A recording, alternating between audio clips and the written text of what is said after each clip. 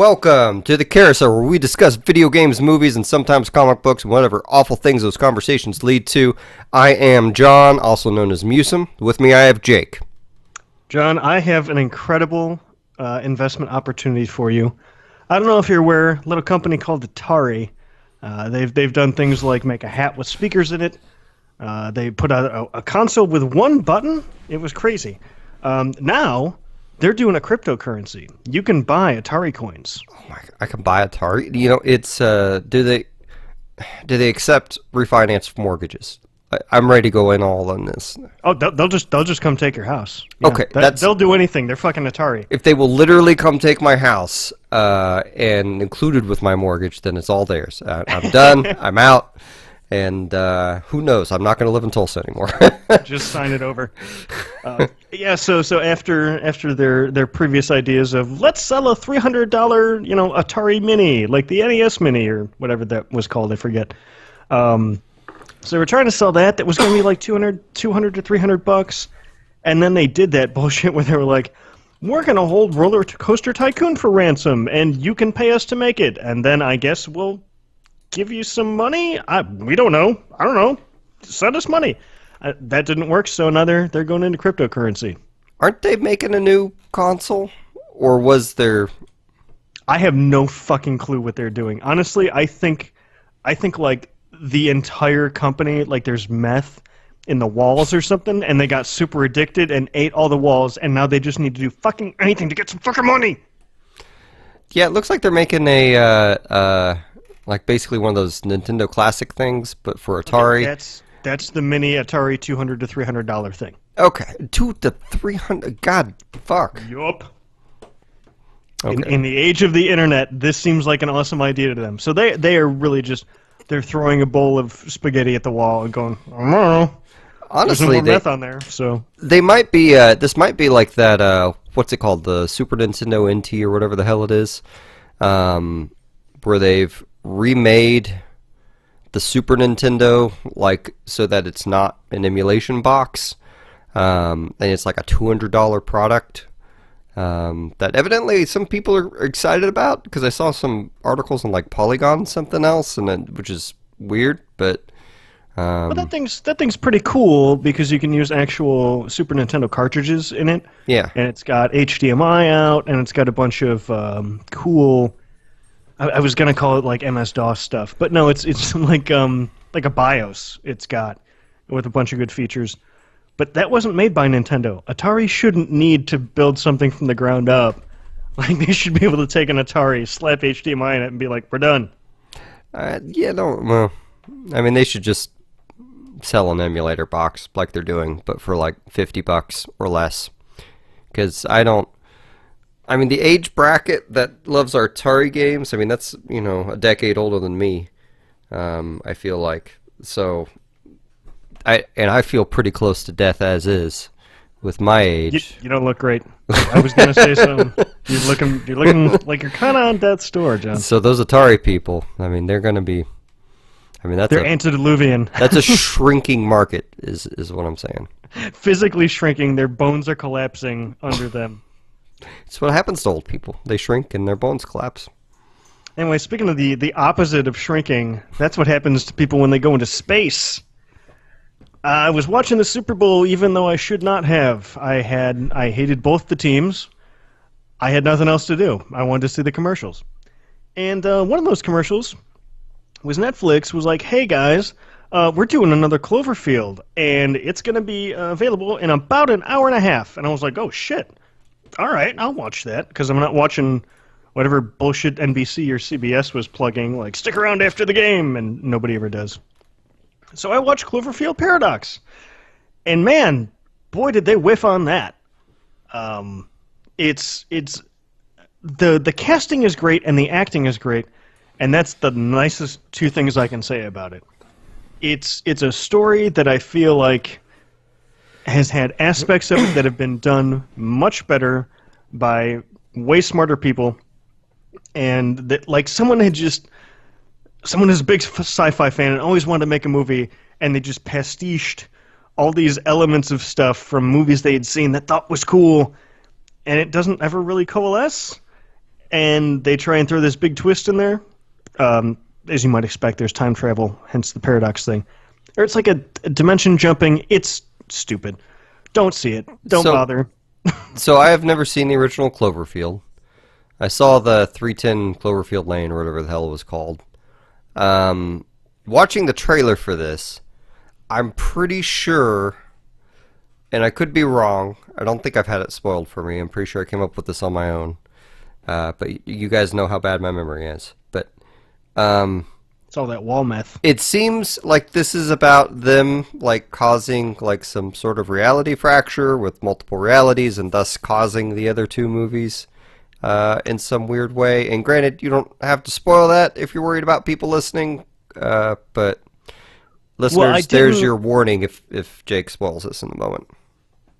Well, again, anyone who's that interested has probably already watched this and been disappointed.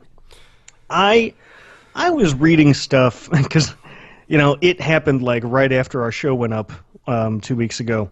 And so we are way late to the party on this because, we go every 2 weeks. And I've seen articles that said there were tie-ins to the first Cloverfield, which I haven't seen because I can't do shaky cam. And there were tie-ins to 310 Cloverfield Lane, but I guess you have to look really close. They didn't really pin a tail on any of it. I mean, if they had named this anything else, it still would have been exactly what it is, which is a 5.5 out of 10 sci-fi movie. And I think they really just put the name on it because it was, I don't know, we got to do something with this. We want it to do well. Did you watch Bright? Is it better or worse than Bright? Well, I started Bright. Oh, that's right. You really hated Bright. Okay, gotcha. It was a little heavy-handed. I gotta be honest. I made it to the part where they find the lady who can use the wand, and she's an elf. And then I was like, nope. So I made it probably 35, 40 minutes into Bright, and I watched all of this. So I guess by that measure, Cloverfield's better? Did you watch that stupid greeting card comedy that Netflix had? What is that even? Oh, okay. I don't remember the name of it. It stars the guy who plays Jimmy, whatever his name is, from Breaking Bad, the lawyer guy. Slippin' Jimmy. Yeah. Who's the actor who plays that? Damn it. Is it Bob Odenkirk? Thank you. Yes, Okay. it is. It stars Bob Odenkirk. It's a comedy about him playing someone who works at a greeting card manufacturer, and he's like the best greeting card like slogan guy come upper, and he gets fired, and he's trying to figure out something else to do besides greeting cards, and it's really bad. I couldn't make it through the whole movie. Oh, is it? So, that's a bummer because I love him, and apparently he's in The Incredibles too. well, the point is, it's a Netflix original, so I'm trying to stack up like Netflix. They put out as like, let's be honest. For every good TV show we've seen on Netflix, there's been another TV show that we've been like, I've never heard of that. Why is that on there? I'm not going to give it a chance because it looks really bad. And it probably is really bad. And I feel like their movies are probably the same way. Because they do have some... Well, I thought I liked them. Girlfriend's Day? Is that that's the it. thing you're thinking of? Okay. That's it. Yeah, I mean, the problem is they put out so much programming, and then they beat you over the... Whoa, 5 out of 10. Yeah, you weren't kidding. They put out so much programming, and then they do like, this is trending, and everyone loves this, and everyone's watching this, and you should put this in. We're going to recommend this to you because it's based on shit you liked. We think you'll love this. And it's like, when have I ever watched like Panamanian action movies? Like, what? No. So they just shove it in everyone's face to try and get people to start watching it. And there's just too much of it. There's just too much of it. And it can't all be good, but yeah, their ratios of hits to misses is very low. Oh yeah, I don't feel at home in this world anymore. That one's a good one. The guy who did Moon and Warcraft, and I forgot his middle movie, but David Bowie's son. He's got a movie coming out there. I think, isn't Annihilation supposed to hit Netflix? That Natalie Portman weird movie. I think that's in the releases. It's out in a couple of weeks in theaters. Yeah, but I think it comes out on Netflix like 2 weeks later, isn't it? Well, I had a hell of a time spelling Annihilation, so the cast will be over before I get to Google it. So that one's on you. You'll have to figure that out. Well, maybe it's only doing it internationally. Are we interested in that movie? If it comes to Netflix, I'm interested in it. I'm not particularly interested in seeing it in the theater, but the director who did it's the guy who did Ex Machina, which, I mean, these directors that come out and make one fantastic movie, and then the rest are nowhere near as fantastic. Like I feel like that is happening a lot over the last decade. So that director might be one of them. I don't know what else he's done, but Ex Machina is one of. Okay, back off the hyperbole. It is one of my favorite movies of all time. We'll say like it. I don't know that I'd go that far, but as far as sci-fi movies, more recent than like Aliens, yeah, that's definitely in my like name on one hand the number of sci-fi movies I'd recommend to people. Like I would rather watch that right now than Aliens. So, and I like Aliens. I say that I'm really not as big a fan of the Aliens franchise as everyone else. Like I think I want to be, and I really did love those movies a long time ago. I don't know. I'm sure my love will come back for them someday. They've just poured on too much shit on top of that franchise, possibly. It's hard hard for me to go back for the originals, but. So anyway, that's you can totally skip Cloverfield. Cool. That's the end of that. Sounds good. You've been reading a bunch. What have you been doing? Okay, so this first book I read is called The Land, Founding Chaos Seeds, Book 1. I listened to it on Audible. This book was one that I got in kind of a weird way. Bite Me, a guy who hangs out on our Discord, I guess knows an author, or the author for this. Oh, he was kind of tossing that out to me too. Yeah, so, and they got that, they basically got me a copy of the audiobook for this, and I listened to it. It's about, I think it was like 10 hours long. The author's name is Aileron Kong. The audiobook's performed by Nick Podell, and Nick, for the most part, I think does pretty good. And the brand, which, like, I thought it was maybe like the world name or something. Like, the brand is a lit RPG saga, like LIT. And I think that's just Aileron Kong's brand, because if you go to his website, that's what he shows. So this book, I will give sort of the introduction on it, and I won't go too far beyond that, because I think it could be, to a degree, I think it could be summarized fairly quickly. So I don't want to spoil anything for anyone that may be interested. But this seems to be the first book in a long book series. Like, I checked on his website, and I think he was up to like book 6 or 7 or something. So the basic idea is this is a few years in the future.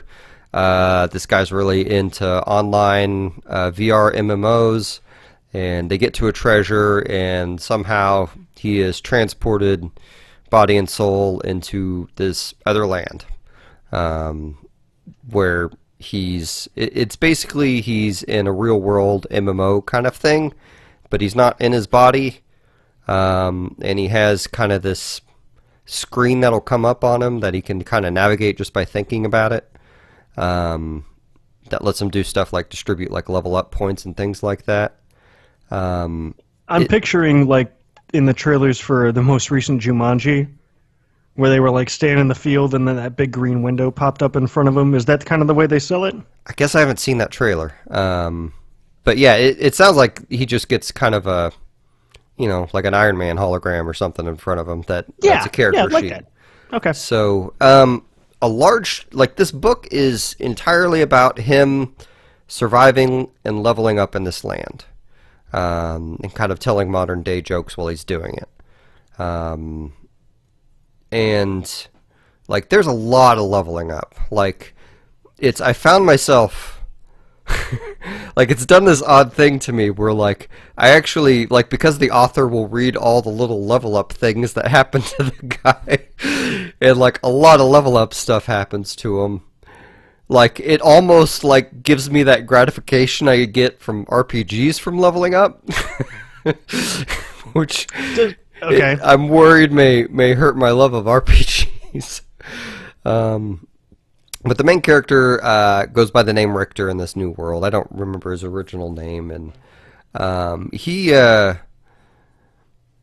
like it's hard to say anything beyond that. Like because at first he's in a forest, and then he runs into some. Let me think. There aren't fairies. They're sprites. And things kind of go from there as he unlocks different parts of the game and discovers more features and more skills and things like that. And it's really kind of almost entirely about him leveling up and exploring the world. And it's like it's an enjoyable book, but I never felt like Richter was in any real danger. So I'm not sure what the stakes are. Like, I kind of want to read the second book just to see if it goes anywhere or see if it goes anywhere darker. First one's free. That's how they get you. Yeah, well, I'm not sure that it's so kind of lighthearted in a lot of ways. I wasn't quite expecting that. I kept expecting something heinous to happen or like a huge twist somewhere, and none of that ever hit. So, I'm curious. We'll see if I buy it or not. I'd have to, like, I did resubscribe to Audible after this, but I was going after a different book I'll talk about later. And honestly, I may cancel after my free month is done. We'll see. But anyway, so I really appreciate those guys lending me this book. I enjoyed it. I read it over the course of I listened to it over the course of a day or two. I thought the voice actor guy did really well for the most part. I do gotta call him out on one character though. There was a shop owner who really sounds like an unfortunate impression of a Middle Eastern barterer.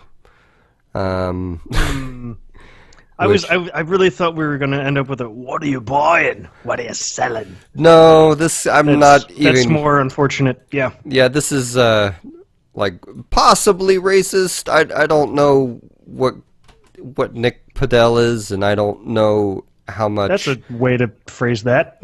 I don't know how to say his name. Well, no, I do. I should. They told me on the thing. You called him a what? Oh, I did? I don't know what he is, but... I just mean like, I don't... Probably it's like there's a lot of people that excuse kind of racist comments coming out of the person if they are whatever race they're insulting kind of thing, If a Middle Eastern guy told a racist joke against Middle Eastern person, a lot of people tend to socially excuse that, and I think there's a greater conversation about the actual morality of that, which I don't think there is. I think they're still racist, but whatever. It's the way I look at it. Like, I can make drunk Irish jokes all day because those are my people. It's like when I'm an only child, but it's like when people say, I can pick on my brother all I want, but you come over here and start doing that, we're gonna have problems. Like, they're your people. I feel like in most cases you can do that, but. Yeah, but it's probably a case-by-case thing. But how much are they your people? Like, I just think of all, like, the white stereotypes, and I'm like, I don't think of any of those as my people, really, but whatever. I don't know, it doesn't fucking matter. It's a minor part of the story. We've already talked about it longer than we really need to. But Richter gets a lot of fortune that happens to him. It's honestly... Like reading this book made me want to play the video game of the book, is what it made me want to do the most. When you say fortune, do you mean luck or actual, like, money and swords and shit? Luck. Okay. Yeah, well, luck that probably results in things like money and swords. Okay. But things, I don't know. I don't want to give anything away. Things just go really well for that character in that first book. So, I know this is a terrible thing to say. I hope things go poorly for him later. I need kind of more dire consequences than I'm getting from this. But anyway, so I heard you played through something rather quickly with quite a bit of dire consequences. Dude, I fell down a dragon hole, yo. I burned through. You remember how I was saying, like, and I was kind of pissed about it. Oh, I gotta roll my desk here real quick. Sorry, you'll have to cut that out. You know, I was saying I was playing Dragon Age Awakening. Is it Dragon Age Origins Awakening? Probably. I don't know what it is. Steam's trying to sell it to me now, even though I have the complete everything on Steam. Steam's dumb sometimes. I played it for like half an hour as an archer rogue, and I was not. It was more of the Dragon Age that like I was. God, what is it? Stockholm Syndrome. That's what I'm looking for. Like, it had beaten it into me that, like, I like this game. This is a good game. And then I played the Archer, and it was like, yeah, there's only one, you got one tank right now, and everyone's just going to run past the tank and punch you in the face. And I was like, well, this isn't fun. So I just ended up importing my character that I beat the original with. As you should. And I blew through it. It decided some of my choices never happened, so that was weird. Even though I did the Dragon Age Keep thing like you said. It was weird. Dragon Age Keep is only for Inquisition. Dragon Age Origins and Awakening are just glitchy. Okay. So then I got through that. I burned through that real quick, like in like 2 or 3 nights. And then I was hooked. And I went, well, how the hell am I going to pick up Dragon Age 2? I've heard it's not great, but I'm going to get to Inquisition. This thing's sitting on my Xbox. I want to get to it. I got to play 2. How am I going to get this thing? I was looking online, and like used copies are like $13 plus shipping, and then like buying it off of Steam or Origin or something was like 16 or 17, and I didn't like either of those prices. So I did a crazy thing, a thing that only crazy people do, which is I subscribed to EA's monthly whatever thing. Oh, God. For a month. What are they? EA Access, I think it's called? Yeah. So I subscribed to that. So you talking about joining Audible and then canceling right away, I was like, I know that feeling. Do you get a free month then?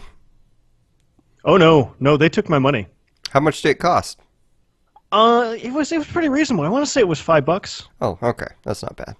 Yeah, I think if you buy a year, it's like 40 or 45 or something. Let's be honest, that wasn't even going to be an option, so I didn't look at that too hard. So this is, did you get it on PC or Xbox, or does it matter? Or like, do you get it on both when you do it? It matters a ton. There is a huge library discrepancy between the XBO and PC. I ended up going with PC because that's how I was used to playing these games, and I didn't want to, with the layout and stuff, I didn't really want to go to a controller since you're still basically playing it like an isometric game in a lot of cases. So I went with the PC, which is probably categorically the inferior product. Yeah, they really kind of built Dragon Age 2 for a controller. I don't know. No, I meant EA Access. It's inferior on PC. I don't know. I felt like it worked. I didn't feel like it was very controller heavy. I feel like the game moved a lot faster. It was definitely less you need to pause and stop what you're doing and rearrange stuff. One of my beefs with the original was that my rogue would backstab very slowly. That's not a problem here at all. Oh yeah, I played through 2 as a rogue too, and that was that motherfucker is a blender. Yeah. I mean, seriously, it's got to be, 5 attacks a second probably, just right out the gate? You hit a lot of dudes real quick. But it was just like the first one. It was real fucking crashy. I got alternate titles for this one, too. And again, it's Dragon Age 2 has stopped working. And Dragon Age 2 fucking hit them because everybody just waits to get in their spot. And then they kind of look around and like, are we ready? Can we do this? And it's like, fucking hit them! So, what'd you think? I'm trying to remember the beats of the Dragon Age 2 story. Did you do... So I think you told me this off the basically cast, but did you do the side quests? the side quests in 2. Yeah. I did a good chunk of them. How did you, like, at the time of the game's release, everyone was real upset because the side quests used, like, 3 or 4 different dungeons or something like that and just kind of repeated, and there was, like, 20 hours of them. Did that bother you at all? Yeah. You know what? It was so... I don't know that 3 or 4 dungeons is quite true. They might have had, like, I don't know, like 7 or 8 maybe dungeons that are part of what you go through in the story. And then you'll get a side quest later where someone's like, yo, I lost my helmet. Can you go get my helmet? And then you go in, and it's like exactly the place you ran through an hour before, except in the hour since you've been there. Some of the archways to get to different sections just have these giant rocks that look like they slid down from the ceiling, just blocking them off. But the shitty part is it still has the full mini-map filled out from when you ran through the first time. Oh, So like, you'll think that this thing's huge, and you're trying to find some stairway, except all the shit's blocked off, and it's like, well, am I supposed to be going down? Is this a weird Doom 2 map? Or... Yeah. And it's for... Go ahead. I got another important question, unless you want to continue making your point. Anders, how did you feel about what Anders is when he starts the game versus his character and Justice in Awakening, and 2, Anders at the end of Act 2, beginning of Act 3? So, it kind of came out of nowhere. I mean, the Justice thing, I guess maybe if I'd made different choices in Origin, that I guess I could have caused that to happen, but the way it played out in my game, like, he ran back to the Fade and was like, hey, my man, you helped us out. Come jump up my asshole. I want you to live in me. And so there's, like, this ghost of Justice in the Fade that just kind of takes his body over sometimes. And they didn't really explain it except for him saying, yeah, I got a ghost in my ass now. So, to be clear, like, Anders can die in Awakening. Like, he cannot make it out of Awakening. So they went into Dragon Age 2 saying, fuck it, we're going to ignore that player decision that could have possibly happened. And 2, I don't think that happens whatsoever in Awakening. It didn't happen in my game. My understanding is it's supposed to be something that happens in between games. Okay, you said Awakening, you meant Origin. Okay. All right. So yeah, and then he does a real weird heel turn at the end that because I was hitting escape to skip dialogue because I had subtitles on, so I would read it, and then they would just speak those words like some bad person putting on a PowerPoint presentation, like where they're just reading the slide. They would just say the words for another 7 seconds. I'm like, I've read this. So I would hit escape, and then they'd start the next line, and you guys have played Mass Effect. You all know how this goes. I had apparently hit escape through the part where he said that he blew up the fucking Chantry. And so I don't know what I'm agreeing to or condemning him for, but I was like, Anders my boy. Whatever he did, it's fine.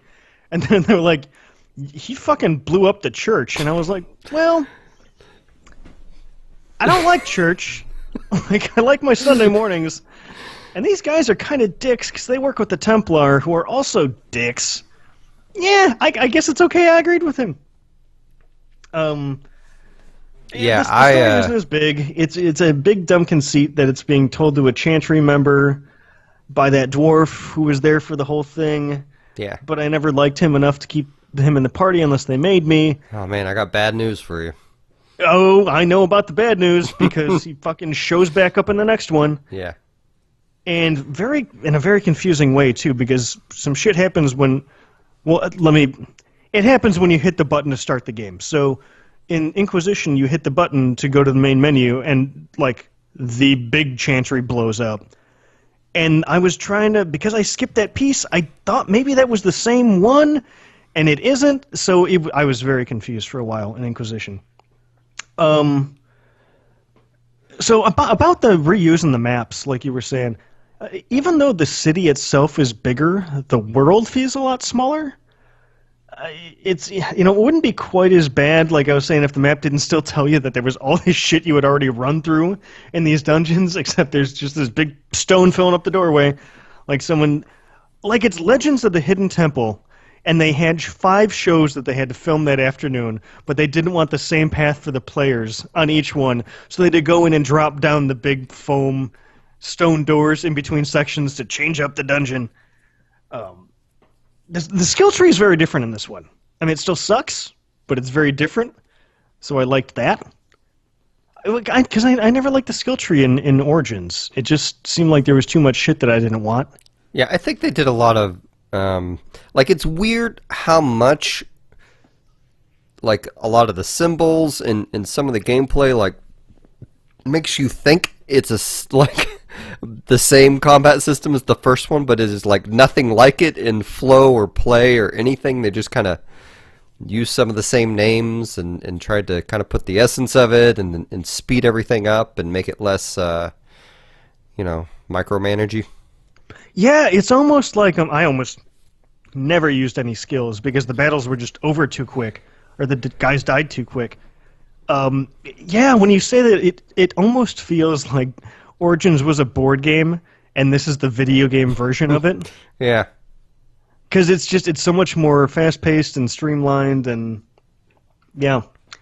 Say what you want about there being too many enemies to fight in the first game. Like, I had a beef with... You'd go in a hallway, and there'd be like 7 archers, and then like 4 dudes that would just rush you with a boss. Like, here, you're fighting... I mean, you could kill 24 or 30 dudes in a fight, and they just keep literally jumping off roofs to pop into the fray, which I didn't love. I feel like a lot of those fights should have been over a lot quicker. They did pad out that game's runtime with that shit. On the upside, friendly fire for spells is gone, so I actually used some of those. I actually spec'd characters into those. So that helped a lot for fighting 30 guys at once who all have like 2 hits worth of health in them. Okay, so my mind is already creating a bunch of story questions I want to ask you. Okay, I got 2 more things I'm going to hit, and then you can let it rip. Okay. Because my next note is that I didn't care at all about any of the story. I didn't care about the city. I didn't care about this goofy Canary rebellion or whatever that I completely squashed in 10 minutes. I really didn't care about the Mages versus Templars thing. It seemed like a really small-scale story. I ended up siding with the Mages because the Templars, they just wrote them to be such shitheads that I was like, I can't side with these guys. So yeah, go ahead with your story questions, and we'll see if I remember them from 2 weeks ago. Well, I guess before I get to the questions on the main story, like my feeling on Dragon Age 2, like it's one of those games that I think had it had like another half year in the pot for them to rearrange where parts of the story were and make parts of it less corny, like I think it could have been a really good story. But I think the problem was the game really should have been called like what's the city called that you're in? I don't know. I spent 30 hours there. I think I left it twice to go see the elf lady. Like they should have called it Dragon Age : whatever the fuck the city's name is. Because like it's really kind of a mini story about Hawk getting a new home in that city and being Hey, you start out as a refugee, and then poof, years go by, and all of a sudden you're rich, and then poof, years go by, and all of a sudden you're like, you you're the city's Batman. You're Batman, Hawk. Well, it's like you meet the 2 bosses of the game in the act that you fight them in. Like, yeah, that was fucked up. There's no reason they couldn't have introduced those characters like before. It's not like Hawk had to specifically meet those characters. Like, Hawk could have just seen them giving a speech, or seen their name on a flyer, or had someone reference them. Like, there are a number of things they could have done to work up to that point that they didn't do. You know what? It feels like, now that you're saying this, you're totally right. It feels like those 3 sections of Hawk's life basically could have been, like, instead of make it like they had an idea for Dragon Age 2 and that game never got made, and instead they made the 3 DLC packs for it, crunched those together and called it Dragon Age 2. Because you're right, they're so disjointed, and you meet, you know, your mages and your Templar. You can side with either of them, so then the one you didn't side with becomes the boss, or maybe they both do. And you meet them like an hour of game time before they're the big bad of the game, and then poof, the game's over. Yeah. It was very fucked up. You're right. Yeah, I know BioWare was wanting a shepherd basically for Mass Effect, and that's kind of what created Hawk. And unfortunately, it didn't work out. But okay, so now story questions. So, did you go with your brother or sister? Okay, so I think that might be dependent on whether you have a male or female Hawk. I feel like it is. Is it? I can't remember honestly. So I had a male brother who was a warrior, a female sister who was a mage, and she was the one that made it to the city with me. Okay. Were you a dude? I was a dude. I was a stabby roguey dude. Well, and that might be true then. I got stuck with the brother Carver, who is one of the most annoying characters ever invented, and I am so sad that I saved him to go to the Grey Wardens. But okay, so now if I remember correctly from your Dragon Age 1 game, Alistair is dead, right? Yes, he is. So, who did you run into? Or wait, maybe it's not Alistair you run into.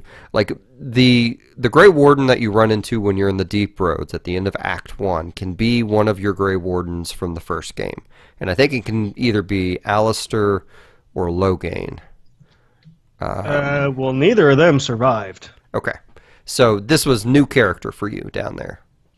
Yeah, I don't remember what his name was. I'm trying to find him. No, nothing. He's pretty inconsequential. Yeah, I mean, it won't matter if you. Well, I won't spoil anything. Is it Kirkwall? Is Kirkwall the name of the town? Yes, that's it. That's Okay. it. Like they should call it Dragon Age Kirkwall. So, Then everybody would name their dude Kirk. did you bone anyone? I boned the elf lady. Ah, did you help her fix her mirror? I thought I did.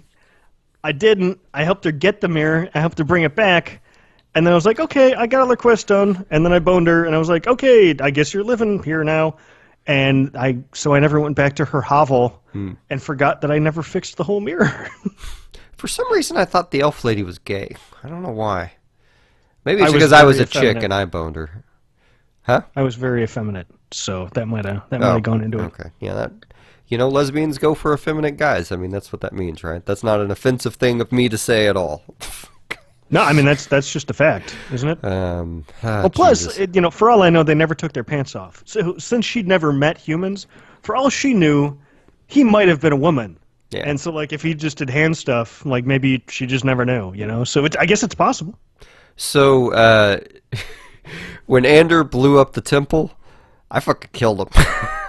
Yeah. Like, it was, it's been a long time since I played the game, but I remember when you kill him, like, the way I did it, I mean, it was the equivalent of giving him a hug and then stabbing him in the back where you're giving him the hug. Like, it's, yeah, no, I was really pissed off when he fucking did that.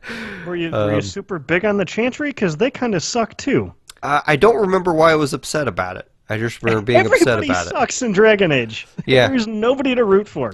I don't, I really like the Quinari. I think they're a real interesting race. I gotta tell you, in Origins, I had no impression that a Quinari would be 8 feet tall with horns. And, like, because you look at, oh yeah, right, you never got the Quinari in the first one, did you? I met him, but I met him, and I was like, all right, I'll come back for you, and I'll come back for Liliana, because she's the Chantry lady, but she already kind of does what I'm doing, which is stabbing stuff and picking locks. I'll come back for them, and then they both got overrun. And Dragon Age Keep apparently doesn't give a shit about that, because Liliana shows up in the first goddamn scene, so that sucks. But aside from that, I'm glad I spent 45 minutes filling out that fucking website. You sound a little bitter. Yeah, I spent 45 minutes filling out a website, and then they were like, it's just a couple of scraps in some backstory being like, oh, and the Grey Warden was a man and a rogue who did this. Like, it's just so they plugged in the story beats into the text files that it's like, I Yeah, don't know that I I mean needed to do that. you'll get some stuff on it. Like anytime they bring up the character from the first game, like there's so many variables to it, it's always in a very vague text document. But there's some other payoffs. But unfortunately, yeah, they ignore character deaths when they feel like it in that shit. So, but there are other things that they don't ignore, like if you had gotten Morgana pregnant, your kid would show up in Inquisition, for instance. You obviously won't have that problem, so I hope you don't mind me spoiling that small aspect for you. No, it's a little weird that you just literally referred to a pregnant Morrigan as a problem, and then the kid shows up, and it's like, Dad? And it's like, oh shit. Yeah. All of that was look. I'm gonna go back to Origins. Everything about her idea was fucked, and I wasn't gonna participate in any of it. So It's she pretty can fucked fucking up. leave. It has a very anticlimactic end whenever shit happens in Inquisition. And but I think I imported my save in some capacity of Dragon Age 2, and I went and stabbed the shit out of Morrigan's mom. Like, she is a dead-ass dragon, and then she shows up in the first 5 minutes. I was like, why did I fucking bother with any of this? yeah, no, you can. I did the same thing. Yeah. So anyway, She just doesn't really die. Yeah, I guess she's like an elder god or something, whatever. Yeah. So, I mean, I feel like I could have done a lot worse with my $5 that I spent to Origin Access. Yeah, I beat it in 8 days. Did you play through the DLC? I don't think it came with the DLC, the Oh. version on there. Okay. Well, I don't remember the DLC for that game being very good anyway. I know one of them was entirely, here's Felicia Day, and she's an elf, and go do a thing with her. Right. Yeah, fuck all that. No, thank you.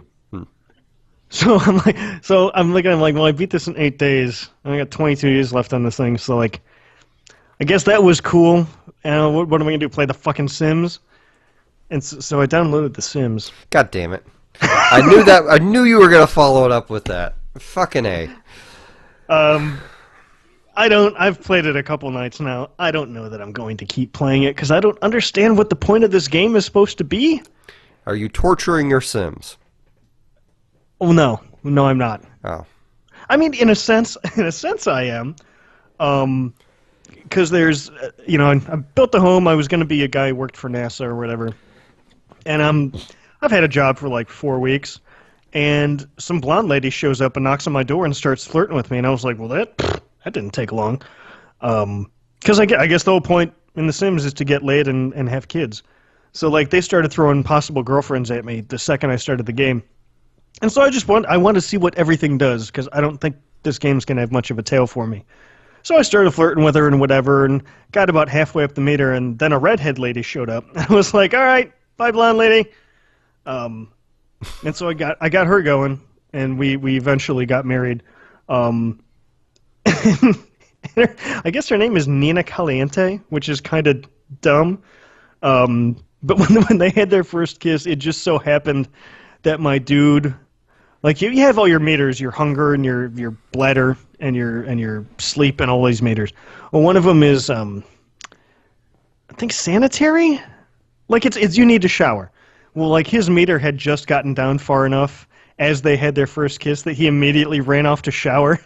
And I think it's because he jizzed his pants. So like this game is the story that you sort of craft in the middle of the mechanics that are happening. I mean they spent their whole second date in a public park's bathroom, like just chatting, hanging out.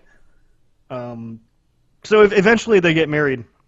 And so her whole family comes over, because now, she lives here, so family's invited. And her sister walks in, and I'm like, shit, her sister's hotter than she was. I should have waited. Or at least should have met the whole family before I got hitched, And it's like a couple weeks in game go by. It can't be that long. Probably a week in the game goes by. And the sister is now, like, wrinkled and has gray hair and stuff. And so I realized that there was a relationship thing, and it turns out I actually wanted to do her mom instead of her sister. I was like, I wish I would have followed up on that. Wow. Yeah, she got real mad at me for flirting with her mom. Well, she was at work. I mean, it was literally the thing. She was at work, and the flirt animation lasted longer than I thought it was going to, because I wanted to see if I could bone her mom and get away with it. And the flirt animation lasted longer than I thought it was, and she came home in her mascot suit, because she's a mascot for a sports team at this point. So she walks in the door in this big fucking purple dino suit and just loses her shit, and she's stomping around and yelling in this fucking suit, and Mom ran out the door, and she's pissed at me for 3 days, and I don't know that I mean, so when you ask if I'm torturing my Sims, I guess I am. Jake, what I just got out of that conversation was that yesterday on Valentine's Day, and don't correct me, No, you no, boned have a the timing furry right. in The Sims. Oh, it took me a couple of days to get her back to where she would bone me. Well, they call it woohooing. But yeah, I did bone a furry several times after she got done being mad at me for trying to bone her mom. Okay. For trying to do my mother-in-law. Okay. So I don't know that I'm going to hold on to that. I still have I have Inquisition installed on the PC. I think I'm going to like it better on a controller. I've made the same character on both, but I have all the DLC on PC. I don't know which way I'm going to go on that. And I have Titanfall 2 that I want to try out. So quick advice on Inquisition. If you decide you want to fight all the dragons, they are generally half-hour fights, and you got to get used to using the tactical mode to, like, if you just want to fight the dragons that the game throws at you as you go through beating it, that's fine. But if you want to seek out all the other ones that are, you know, the side questy stuff, then you really need to learn to use the tactical mode. Which is balls on the Xbox, from what I could tell. It like is. The back button, scroll back with the right It's stick. real weird to get used to. Once you get used to it, it's pretty whatever. But yeah, it very much seems like it would benefit from a mouse and keyboard interface, which is what I used. And because everything's kind of auto, you really just kind of gotta make sure you guys keep attacking the parts of the dragon that you want them to. So, and that is very much an Hit it in the MMO dick. style fight. But anyway. So that was Dragon Age and The Sims. Okay, so to keep on, I just figured I would read the cheeriest of things I could read, and I picked up Zoe Quinn's book, Crash Override. Oh boy. So I'm going to go into a little bit of the background, because I keep talking to people around me and discovering how little everyone knows of the bullshit gamer culture does. So if you aren't familiar with Zoe Quinn, she is the developer for the game Depression Quest, which is just it's a browser game where you play a depressed person, and you basically read X story thing, and then you make a choice, and you know you can get to the end. And generally, it'll display all your choices, and inevitably there will be like the best reasonable, like sane choice will be marked out. And then one of the other choices may or may not be marked out depending on your decisions and what you do in the game and how it goes. So she basically she had an ex that when they broke up, he did a 10,000 word post on like it started on, I can't remember what places it started on. That immediately got deleted on, but it basically wound up on 4chan for a while. And then the internet mob kind of got onto her, and they dug up, like, she'd done some like nude modeling in the past, so they dug up all of those pics. They figured out who her parents were, who her boyfriend was, and everything, and started sending them new pics, started calling them. And this book chronicles that. Because once all that started happen, it then started morphing into ethics and games journalism, Gamergate. But did it, or was it just really shitty, sexist video gamers on the internet? I think it was really shitty, sexist video gamers on the internet, and definitely, I mean, she exposed, like in the book, she talks about how she actually finds an IRC channel that she actually didn't even made her presence known for a long time, because she was actually just tracking what they were doing so she could be prepared for it. Oh, so she found where they were at. Yeah. joined anonymously and was like, she was the fucking CIA one step ahead of the terrorist Yeah, shit. yeah. Because That's kind of cool. like like a large chunk of the book, like she gives kind of a quick history of herself. She kind of walks you through her experience through the internet mob. And keep in mind, the internet mob's never died down for her. Like, it's been 3 years. The guy she was dating for like a week beforehand, like, basically got stuck with her for that duration because he was unemployable, because anytime he'd get a job, they'd find out where he worked and they would inevitably call, or they'd spam his boss or his company until someone at his company decided that it wasn't worth employing him. So it's like when you hear like the book, very much to me at least, spells out like when people call her a professional victim, like whatever truth or not there may be to that, those two individuals have no other choice because the internet mob won't fucking let them have another choice. When by that, I'm not agreeing with this. I'm trying to understand the accusation.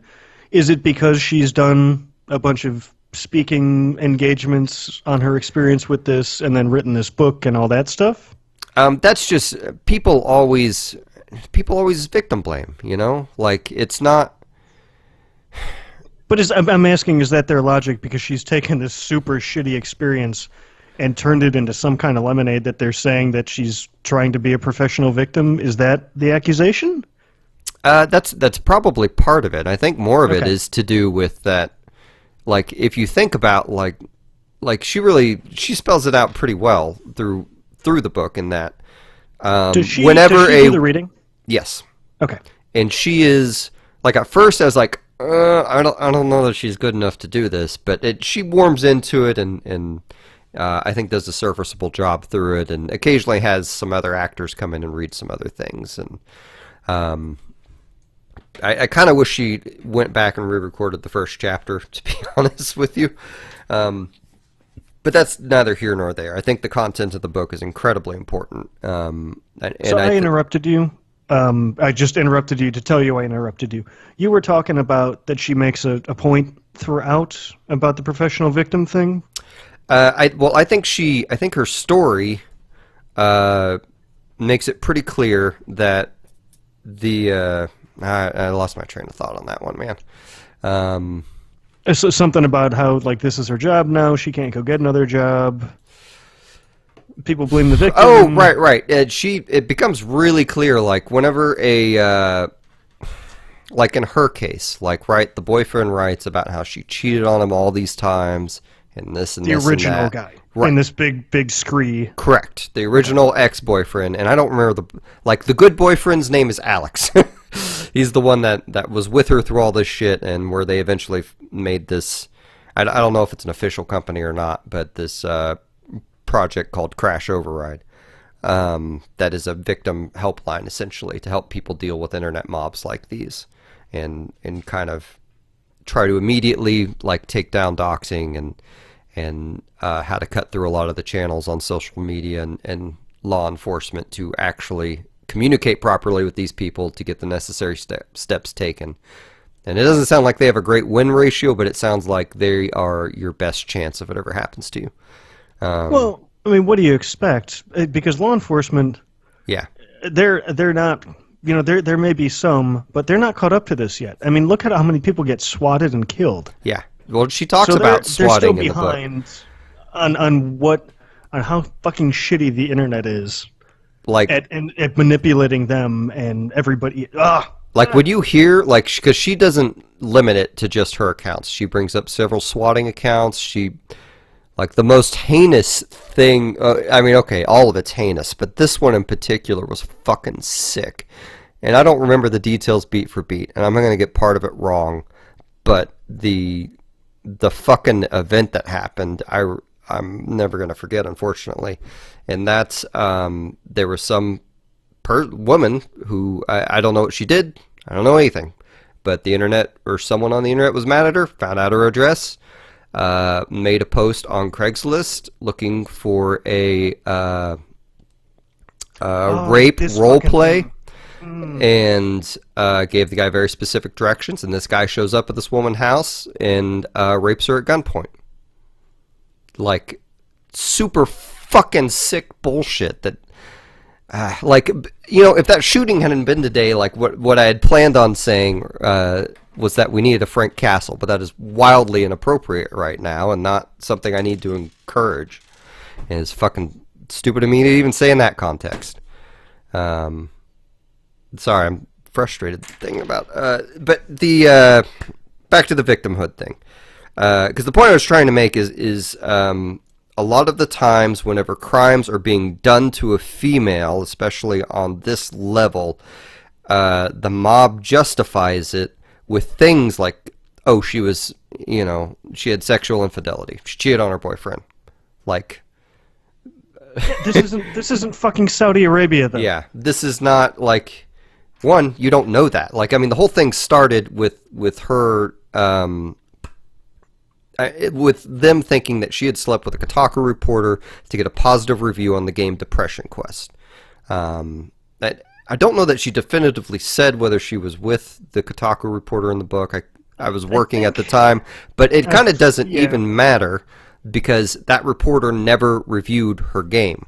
Like, right. I think it was both sides of that. Like, they were together at some point, but and again, you know, I'm no. Oh, right. It was they were together briefly before she made the game. Mm-hmm. Like, it was ridiculous, and like I think there are some people on the Gamergate side who genuinely believe that it really should and was about ethics in games journalism. But I think the reality is, when you have a mob, no one fucking controls a mob.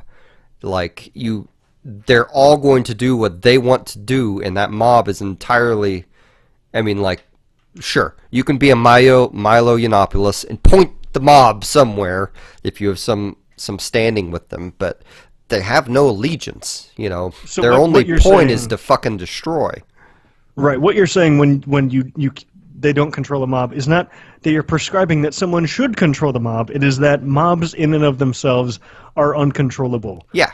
And are just out for fucking lulz because 4chan wants to wreck shit, and whatever whim that they decide they're going to do that week, they're going to go fuck that thing over, and then they're going to do it for as long as they think it's funny, and they're going to move on. Well, and she, in her book, she also brings up that it's not just that side of the equation either. It's people that she thinks of good that have defended her, like, do the same shit to other people. And it's like, look, I would love to see Milo Yiannopoulos' head on a fucking stick and shown to the world. But at the end of the day, that can't be. That we live in a civilized world, and we have to deal with things civilly. We can't fucking run people out of house and home and every employment opportunity they get. We can't, you know, just because you have the free time and the hatred in your heart, and you just, yeah, it's literally a mob. Yeah. Because mobs start up, and then it's just, that's all consuming.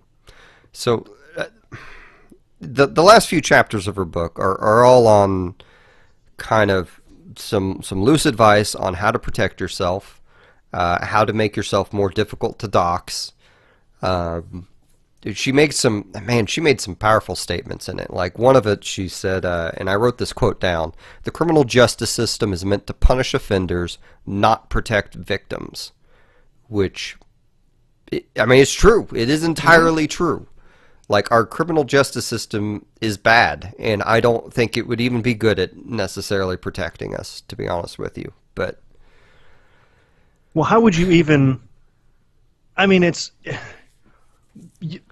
the problem is, and I'm not. Boy, this is going to sound like I'm defending these shitheads. I'm not.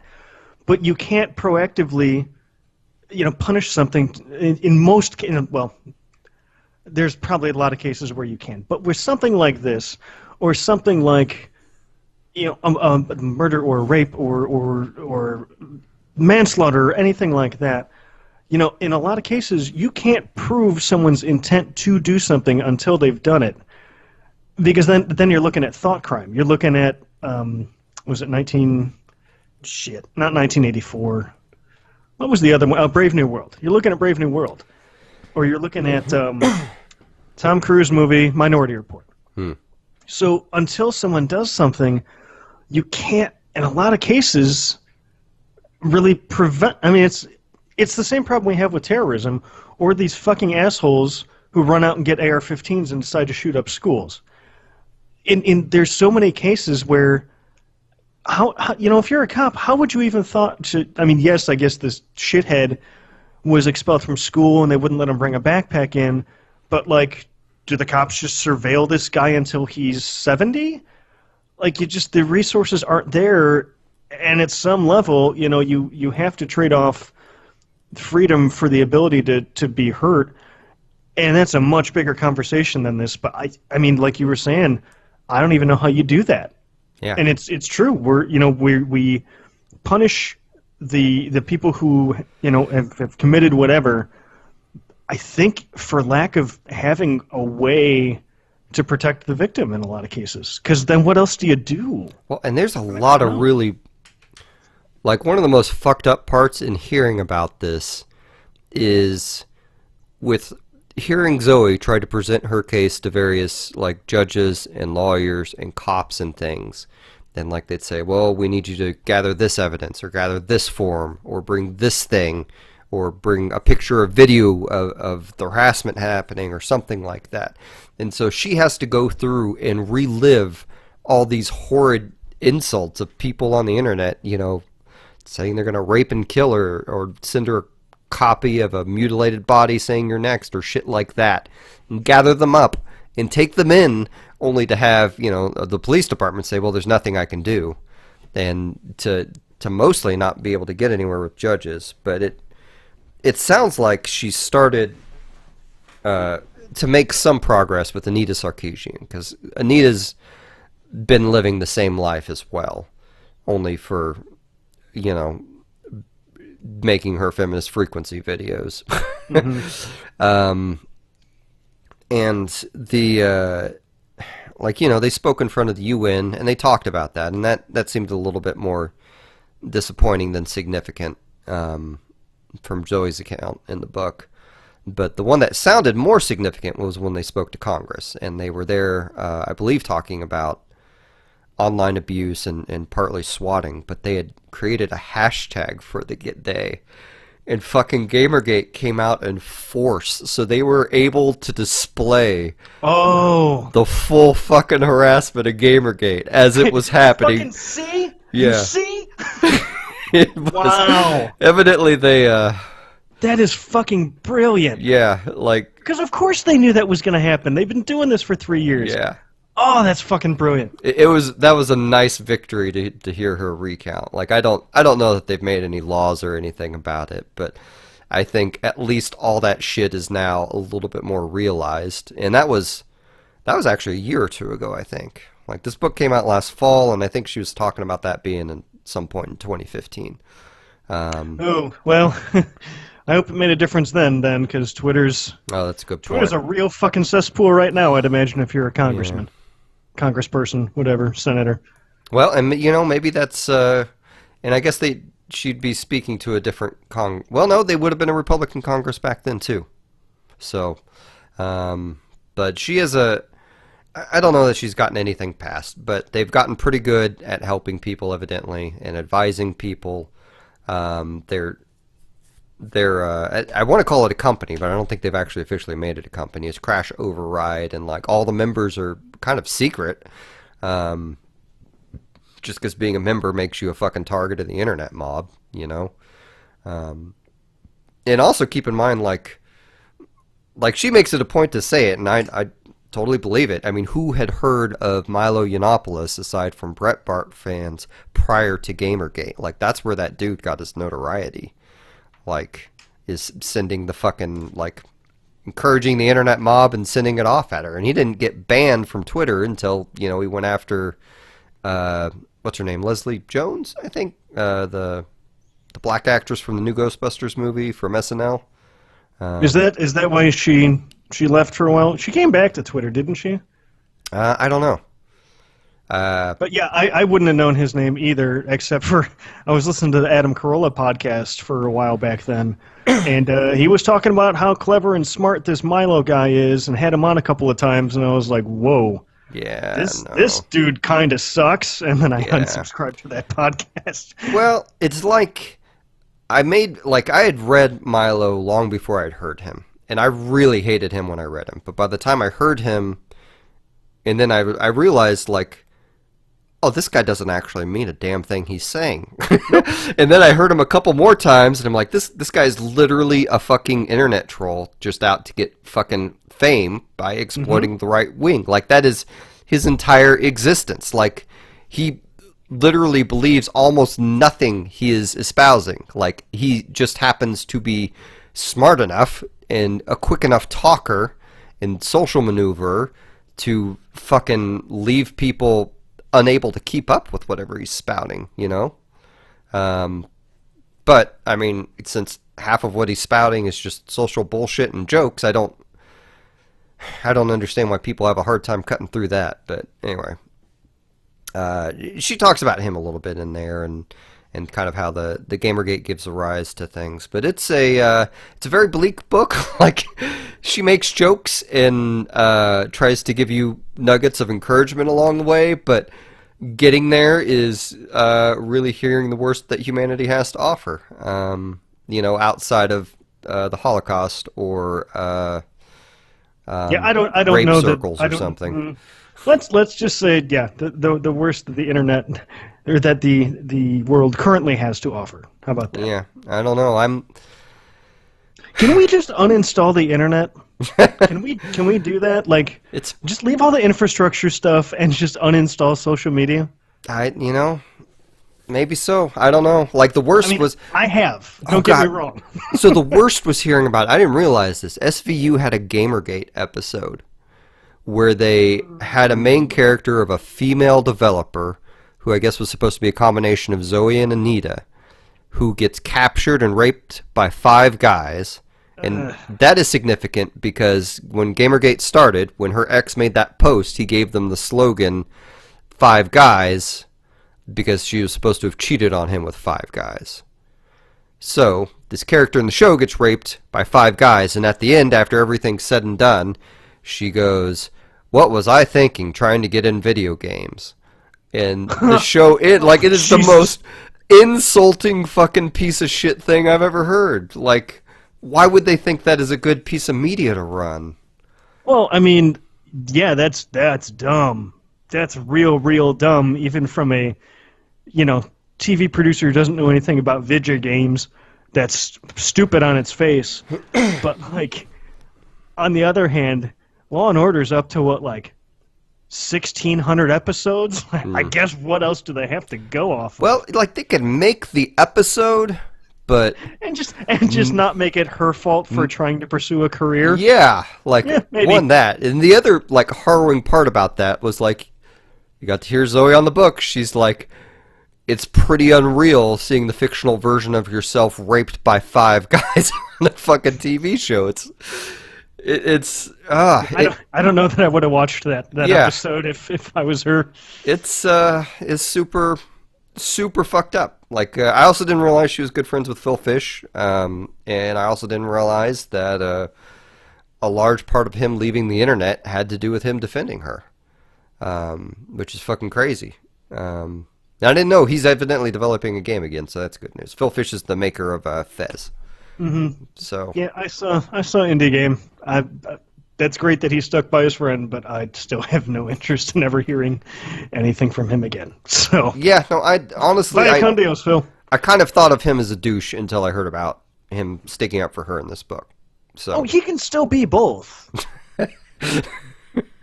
Yeah, he can be a hero douche.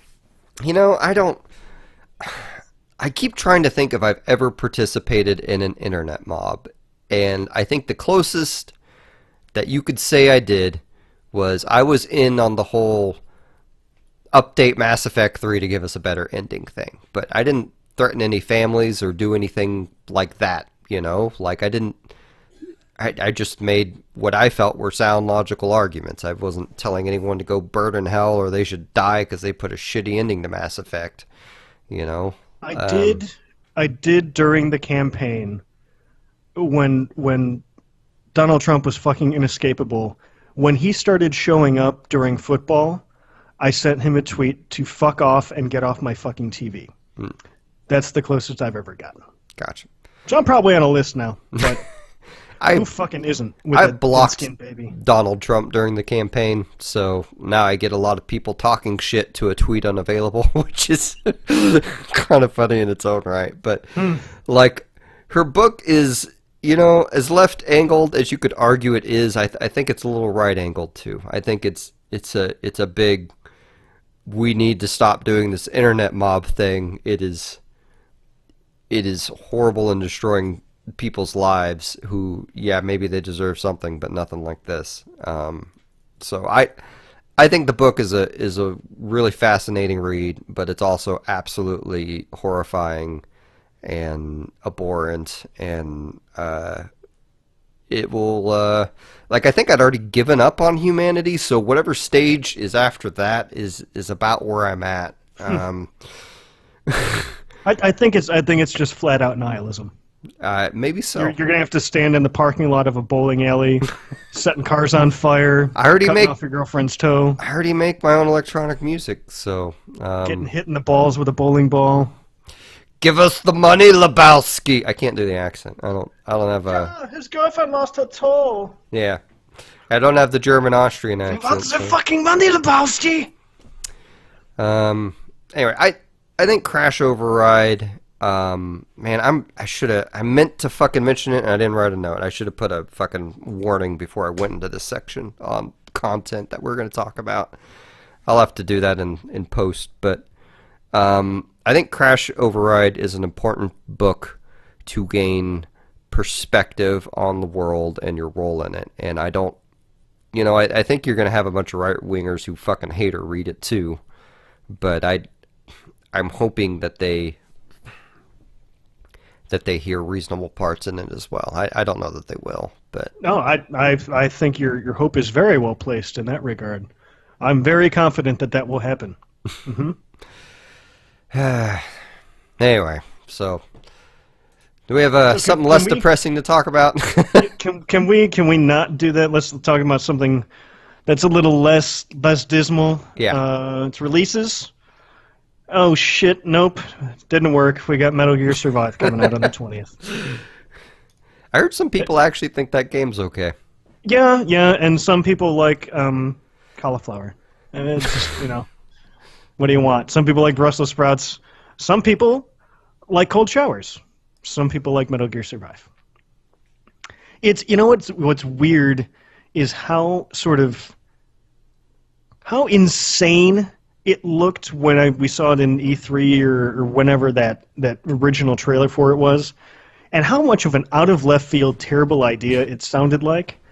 And then in the time since, we had PUBG, and then Fortnite has now come and eat PUBG's lunch, and Metal Gear Solid is very Fortnite-ish as far as building stuff and holding up. I guess it's not Fortnite-ish in the Has 100 Fortnite really snakes.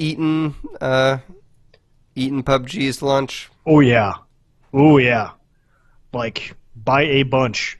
It'll kill my bandwidth if I look it up now, but it's exceeded the concurrent users on Steam because it's free. You don't have to buy it. It's effectively Oh. the same game. It's not Okay. as bloody and violent. It's got cartoony graphics, so the kids can play it. They can download it on their XBO, and it shows up as free to play, so they don't have to bug their parents for money. This thing has a lot of reasons why it's being successful. So I guess you don't have like the 100 solid snakes dropped on an island thing so much, but it's a horde mode where you build a bunch that I think is free to play. I don't even know. Whatever. People were playing the beta. I guess if you want to play that. On the 20th, we also have that weird Discovery Tour thing coming out for Assassin's Creed. Do you know what I'm talking about? Where it's basically the MusiM mode. It's like a VR thing? No, it's so if you have the game, And I should have looked up whether they're charging for this or not. I feel like I had heard this was a free DLC.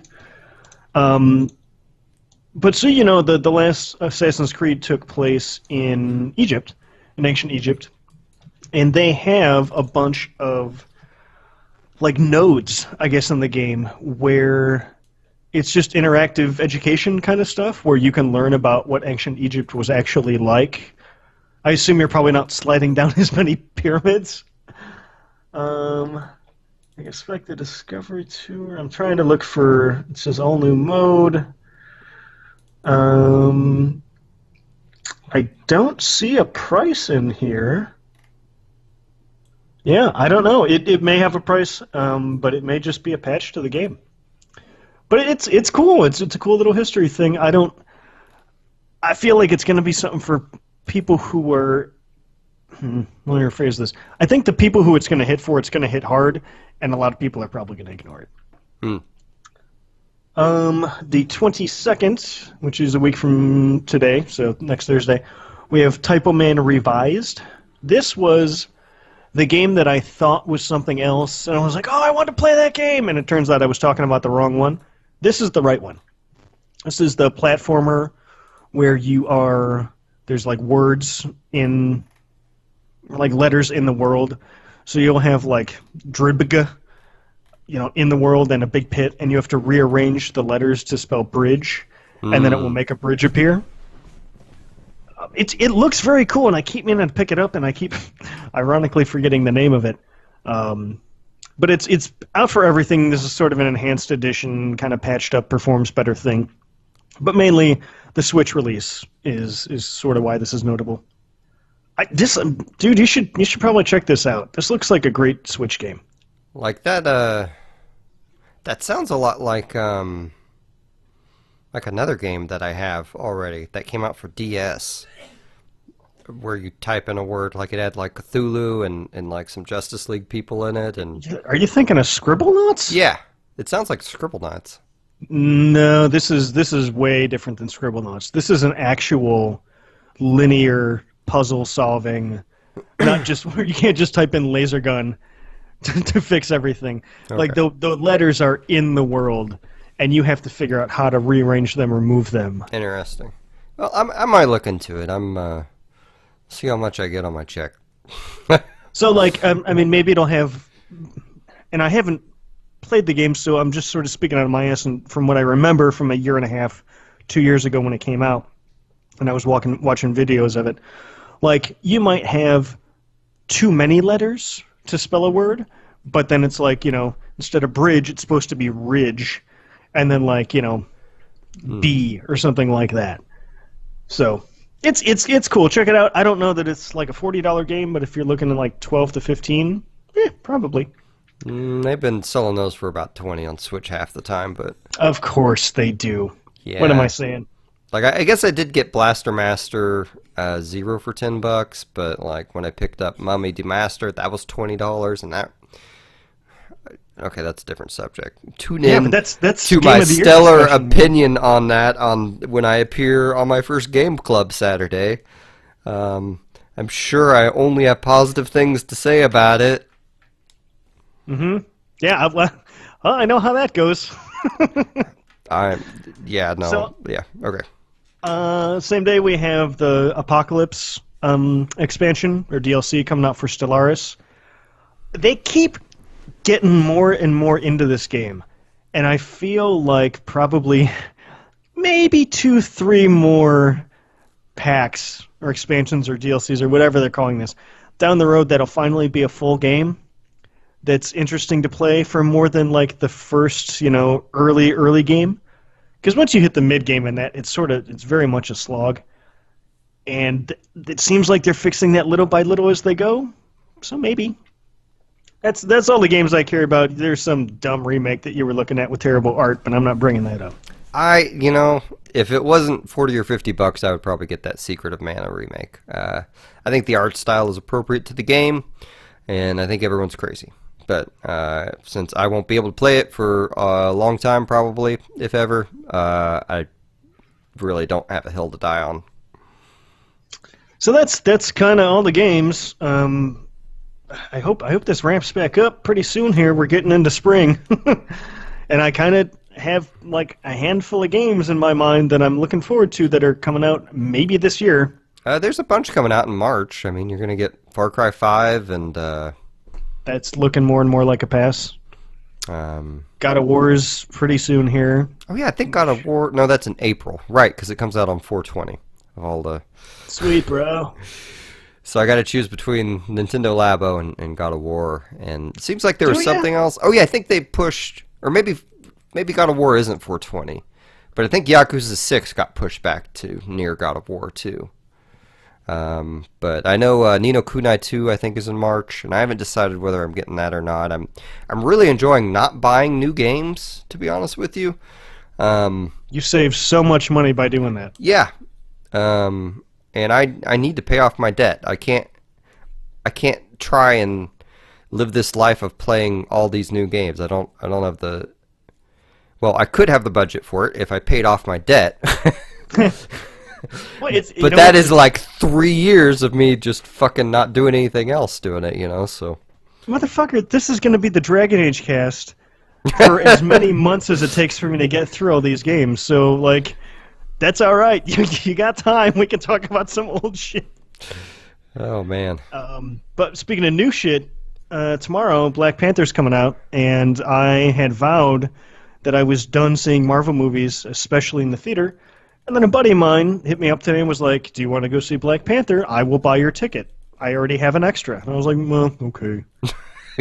So I'll be complaining about the movie theater experience in 2 weeks. Yeah, I'm really looking forward to seeing that. I'm probably not... Like, you could actually see it tonight, but it's probably going to be Sunday before I get to go see it. Just because we don't have... My wife and I always go see the Marvel movies together. We usually go on opening night, but between the Tulsa Game Club developer meeting thing tonight and the podcast, there's just no way I could clear off my plate with enough to go see it. So, but it's gotten really good reviews so far. So, I was gonna say I'm gonna wait until we see, when it actually comes out, what people think. No, I'm not. I'm gonna see it tomorrow. I have a free ticket. What am I saying? People have already kind of been giving their opinions. Like this, people are fucking. Like, honestly, you probably shouldn't read the reviews, because I feel like the reviews are setting expectations way too high. Like, I'm sure it's a really, really good movie. I'm sure it is groundbreaking. I am sure it will be spiritually liberating if you're a black person to see a good superhero movie with a nearly all-black cast. Like, that's got to be an amazing feeling that I can't even fathom. It's really made me want to go back and watch that. It was on Netflix for a little bit. It was like a 6-part miniseries. You remember the Joss Whedon X-Men thing where it was just a motion comic, and they were all like real short episodes, and there was only like 6 of them. Do you remember that? There was another one for Thor. It was Thor and Loki. Joss Whedon. Joss short Whedon comics. It was a motion comic. I don't remember. So like it's a flat, it's a static image, but then they would almost like they were panning across a picture in a Ken Burns movie, and like the narration would still come in like they were reading the word bubbles, but the word bubbles weren't there. And Joss Whedon did a Loki and Thor one? He did the X-Men one. Oh, okay. No, those are okay. I got you now. Yeah, they're literal comics that they just added some motion to and some voice acting to. Yeah. Right. I'm with you. There was a Black Panther one of those that was really, really cool back in the day that I saw on Netflix, and I can't find anymore. With a really sweet soundtrack where they just yelled Black Panther over and over again. Did I say soundtrack? I meant theme song. But it was really good. I'm sorry. We got to burn through the rest of these. We're running out of time. Next Friday, Annihilation. We already sort of talked about that. This Sunday, thank God, Last Week Tonight is coming back.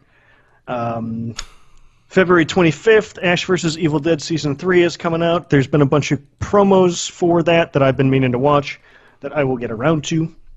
That's on Stars, I don't forget if I said. Streaming, we have The Frankenstein Chronicles coming on Netflix on the 20th, so that would be Tuesday. And that is, I guess it's a couple seasons, and maybe it was a British thing that we're just first getting, like they did with Sherlock, sort of. Supposedly, it is a period crime drama inspired by the novel. Series follows Sean Bean's 19th century police officer as he investigates a gruesome series of crimes after a corpse made up of body parts from multiple missing children is discovered. So that at the very least sounds interesting. And then on the 24th, if you've watched anything on Prime, you know this because they put their fucking commercials in before every single episode of everything you watch. The second half of season 1 of The Tick is coming out on the 24th. Cool. So I will definitely be going back to that. We've talked about it. There's a lot of hooks left in that. Yeah, I watched it. It's unfortunately way too short. So, well, give it 9 days. Yeah. And you'll be able to watch it all. Sounds good. That's a Saturday. Ooh, that's a good release day. Yeah, more people should do that. Yeah, Saturday binge watching? Yeah, that's what I'm talking about. Okay, well, that is our cast. So check us out on the web at thecarouselpodcast.com. We're also on iTunes and most of the other podcast services. So go rate and review us, please, so more people can find us and enjoy and hate us all at the same time. Yes, we can get doxxed now. Send us, I don't know. After reading that Zoe Quinn book, I'm all like, oh man, that's a possibility. Saying something positive of her on the internet. I mean, years later after the fucking fact. Jesus Christ. Anyway, where was I? Send us emails. We will read them, and if you want to send us discussion topics or questions, just send us an email at carouselpodcast@gmail.com. And or you can hit us up in the Discord. Oh yeah, join the Discord. Discord's always fun. And buy your music. Thank you. Buy my music at MusiM.bandcamp.com. And we'll see you next turn. Hi everyone. Please don't dox us, or swat us, or swat dox us, or swax us, or dot us. Okay. So titles. Okay. We got I Really Don't Like Aliens, Surviving and Leveling Up, Money and Swords and Shit, Dragonhole, Feel Down a Dragonhole? Oh, I misspelled it. Fell. I don't know. That sounds pretty sexy. That, I might like feeling around in a dragon hole. Fell down a dragon hole. EA Access, A Thing That Only Crazy People Do, Stabby Rogue Dude, Trying to Do My Mother-in-Law, Back to the Victimhood, Hero Douche, and Swaxis. I don't feel super strongly about any of these. Like, I think some of them are not bad. Like, I think Hero Douche isn't bad. I think Trying to Do My Mother... Huh? Money and Swords and Shit is the punchiest, but I don't want to put a swear in the title. Yeah. I actually... Feelin A Dragonhole, I think might be a winner. I think it's pretty funny. Okay. I'm good with that. All right. Cool. Well, thanks for joining us live, guys, and we'll see you next time. Bye, everyone.